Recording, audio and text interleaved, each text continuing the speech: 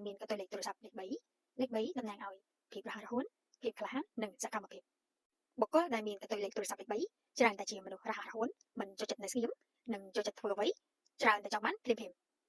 ភាគច្រើនក៏ជាមនុស្សមានភាពក្លាហានមានភាពម៉ឺងម៉ាត់ហ៊ានសម្រេចចិត្តហ៊ាននិយាយហ៊ានធ្វើហ៊ានប្រឈមមុខនឹងបញ្ហាក៏ជាមនុស្សដែលមានគំនិតច្នៃប្រឌិតខ្ពស់និងពូកែខាងទំនាក់ទំនងលេខ3នៅក្នុងក្បួនពេលខ្លះក៏តំណាងឲ្យការលូតលាស់និងការបញ្ចេញមតិដែលអាចធ្វើឲ្យពួកគេក្លាយជាមនុស្សពូកែនិយាយចូលចុះក្នុងសង្គមនិងមានមន្តស្នេហ៍ក្នុងការរាប់អានមិត្តភក្តិផងដែរ99%នៃពួកគេជាមនុស្សស្រឡាញ់សេរីភាពស្អប់ការបង្កើតបង្ខំការរដ្ឋបတ်ចំណុចចំណាំពួកគេក៏ជាមនុស្សដែលមានចិត្តក្តៅឆាប់ខឹងពេលខ្លះពួកគេក៏មានអារម្មណ៍ឆេវឆាវនិយាយត្រង់ពេករហូតប៉ះពាល់ដល់អារម្មណ៍អ្នកដទៃផងដែរ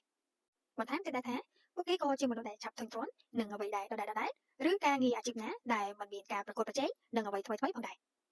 ប្រធានបទនេះលើកឡើងក្រោមការខមមិនសួរពីសំណាក់បងប្អូនជាច្រើនអ្នកផងដែរ